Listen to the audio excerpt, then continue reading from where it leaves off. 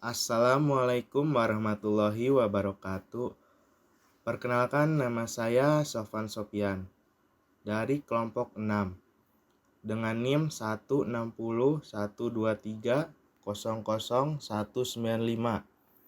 dari jurusan Teknik Industri. Pada kesempatan kali ini saya akan mempresentasikan materi tentang logika pemrograman.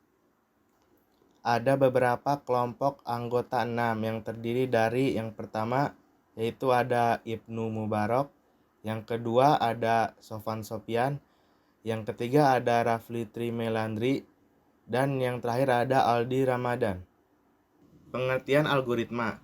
Algoritma adalah serangkaian langkah-langkah yang terdefinisi dengan baik yang digunakan untuk menyelesaikan suatu masalah atau pencapaian tujuan tertentu. Tujuan algoritma. Algoritma memiliki beberapa tujuan utama, yaitu yang pertama menyelesaikan masalah, yang kedua meningkatkan efisiensi, yang ketiga mengoptimasi tugas, yang keempat meningkatkan kinerja, yang kelima memudahkan pemahaman, dan yang terakhir membantu dalam pengambilan keputusan. Ciri-ciri algoritma. Ciri-ciri algoritma yaitu terdiri dari jelas dan tidak ambigu, terbatas, terstruktur, umum, efektif, dan yang terakhir yaitu input dan output. Jenis-jenis algoritma yaitu ada 3. Yang pertama berdasarkan struktur kontrol, yang kedua berdasarkan teknik penyelesaian, yang ketiga berdasarkan kompleksitas waktu.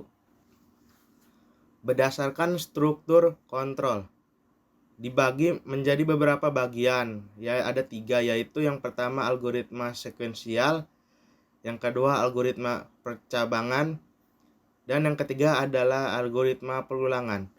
Algoritma sekuensial yaitu algoritma yang menyelesaikan langkah-langkahnya secara berurutan, satu demi satu.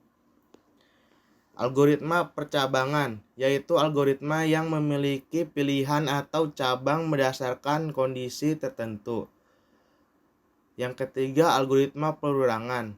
Algoritma perulangan yaitu algoritma yang mengulangi langkah-langkahnya beberapa kali berdasarkan kondisi tertentu. Berdasarkan teknik penyelesaiannya dibagi menjadi beberapa bagian lagi di dalamnya, yaitu ada beberapa bagian. Yang pertama algoritma brute force, yang kedua algoritma divide and conquer, yang ketiga algoritma greedy, yang keempat algoritma dynamic programming, yang kelima algoritma rekursif. Algoritma brute force yaitu algoritma yang mencoba semua solusi yang mungkin hingga menemukan solusi yang benar. Algoritma divide and conquer yaitu algoritma yang memecah masalah menjadi submasalah yang lebih kecil, menyelesaikan submasalah tersebut dan kemudian menggabungkan solusinya. Yang ketiga algoritma greedy. Algoritma greedy yaitu algoritma yang membuat pilihan terbaik pada setiap langkah dengan harapan menghasilkan solusi yang optimal secara keseluruhan. Yang keempat ada algoritma dynamic programming. Algoritma dynamic programming yaitu algoritma yang menyimpan hasil dari submasalah sebelumnya untuk menghindari perhitungan ulang yang tidak perlu. Yang kelima ada algoritma rekursif. Algoritma yang memanggil dirinya sendiri untuk menyelesaikan submasalah. Berdasarkan kompleksitas waktu. Yang pertama ada algoritma ON, yang kedua ada algoritma O, n log n. Yang ketiga ada algoritma O n pangkat 2. Yang keempat ada algoritma O 2n. Algoritma ON yaitu algoritma yang waktu eksekusinya sebanding dengan jumlah input. Algoritma O n log n yaitu algoritma yang tepat waktu. Eksekusinya sebanding dengan jumlah input dikalikan algoritma dari n. Algoritma ON pangkat 2 yaitu algoritma yang waktu eksekusinya sebanding dengan kuadrat dari jumlah input. Algoritma O2n yaitu algoritma yang waktu eksekusinya sebanding dengan eksponen dari jumlah input. Di sini saya akan menjelaskan beberapa contoh penerapan atau penggunaan algoritma. Yang pertama, ada algoritma menonton film di bioskop.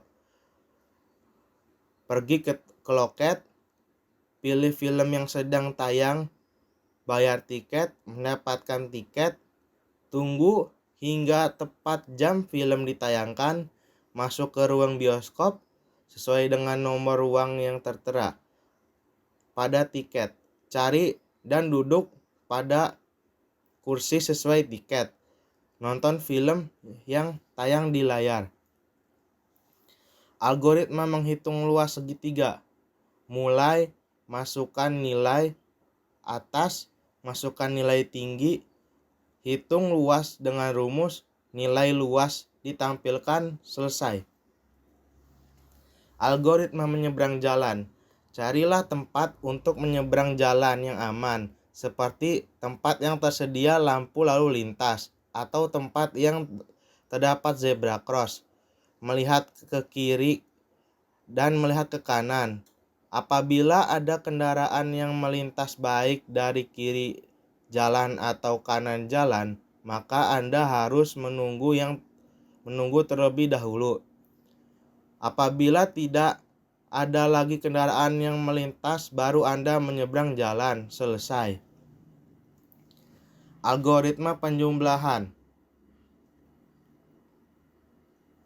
Algoritma penjumlahan standar. Sejajarkan angka secara vertikal di sepanjang nilai tempat yang cocok. Tambahkan angka di sepanjang kolom nilai tempat bersama. Tuliskan jumlah setiap nilai tempat di bawah setiap kolom nilai tempat. Jika kolom nilai tempat berjumlah lebih dari 9, pindahkan angka 10 ke kolom berikutnya di sebelah kiri. Setelah semua kolom nilai tempat telah ditambahkan, penambahan selesai dan algoritma berakhir. Algoritma install aplikasi melalui Play Store. Masukkan ke aplikasi App Store, Play Store, cari aplikasi pada mesin pencari di bagian header atas. Sistem menampilkan daftar aplikasi sesuai kata kunci yang dicari, pilih aplikasi yang dikehendaki. Klik tombol download, proses download berjalan. Jika gagal, maka akan muncul pesan download kembali. Jika sukses, muncul tombol install. Klik tombol install. Tunggu hingga instalasi selesai.